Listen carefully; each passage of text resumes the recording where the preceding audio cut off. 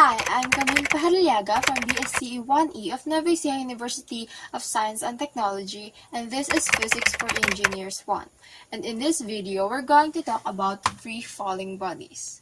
So, this free-falling bodies, or free fall, is the best example of motion at a constant acceleration because it has a very uniform amount of acceleration, which is approximately 9.81 meters per second squared. And that is the gravity. And in free fall, free and fall, meaning free from any other variables, any other acceleration aside from gravity itself. And falling doesn't mean that it only goes downward. It can be upward or downward. And this movement is in vertical position. And free falling bodies, its concept is presented by Galileo Galilei with his own experiment, and he stated that any other moving object, regardless of their mass, have the same acceleration, which is this, if there are no other variables related to it, like air resistance or friction. So only gravity matters in this concept. So now let's move forward to our sample problem. It states that a hot air balloon is rising straight upward with a constant speed of 6.5 meters per second. When the basket of the balloon is 20 meters above the ground, a bag of sand tied to the basket comes loose. First question, how much time elapses before the bag of the sand hits the ground? And the second question, what is the greatest height of the bag of sand during its fall to the ground? So to further visualize our problem, let's try to draw it first.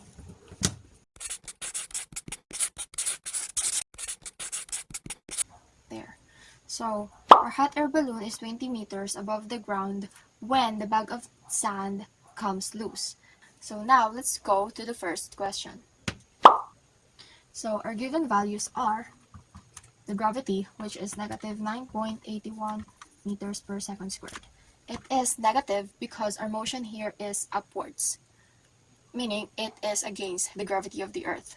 And then, our initial velocity is equivalent to 6.5 meters per second. Our initial position is equivalent to 20 meters.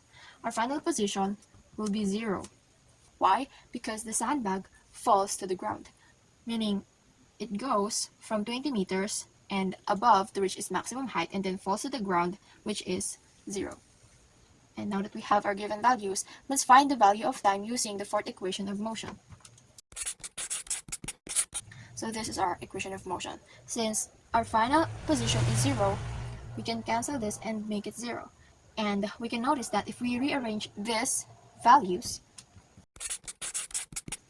we will have a quadratic equation.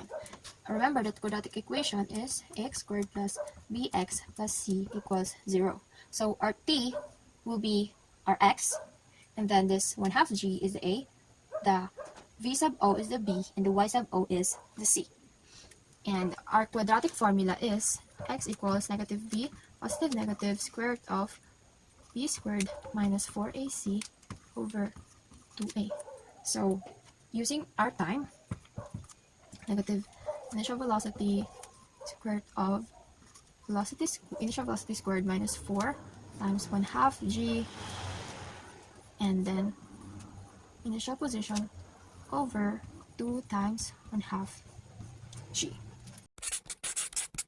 So in substituting the values, we are going to have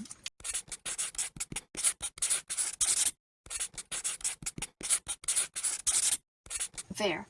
And then we will have negative 6.5 positive negative 20.8 over negative 9.81. So our time will either be 2.78 or negative 1.46 seconds.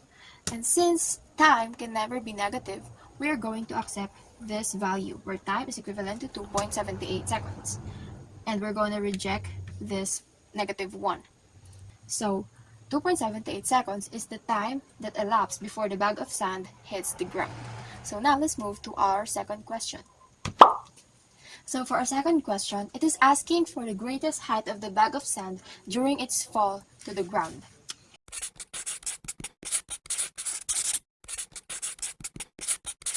So when the bag of sand becomes loose in this 20 meters, it still travels along the way in order to reach the ground. And now we are asking for the greatest height it reached before falling to the ground. So first, let's write our given values. Our gravity here is negative 9.81 meters per second squared because it's still going upwards. And our initial velocity is 6.5 meters per second. Our final velocity is equivalent to 0 because any object that's being thrown, its maximum capacity is equivalent to 0. Because in going upwards, our velocity is constant, but when it reaches that maximum height, it will become 0 and then will turn into a different direction of going downwards. That's why our velocity or final velocity is equivalent to 0. And then we are going to solve for the greatest height using the fourth equation of motion. Because we're asking for the greatest height, it means it is the final position. There. And since we don't have the time yet, we have our initial velocity, our initial position, which is 20 meters, our gravity here, and our time is still missing. So we're gonna solve for it using our first equation of motion. With this, we can derive an equation of time with negative initial velocity over gravity. And this will be equivalent to negative 6.5 meters per second over negative 9.81 meters per second squared. Meters per second will be cancelled, and we'll have 0.66 seconds. That will be our time, the time that will be used in this equation. Now, all we have to do is to substitute the values.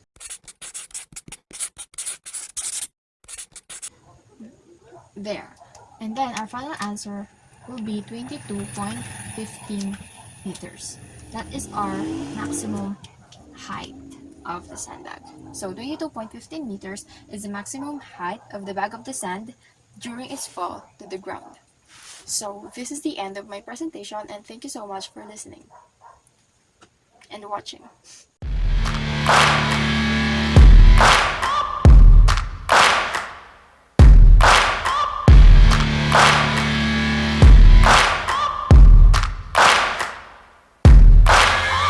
Searching for greatness in a sea of the dying.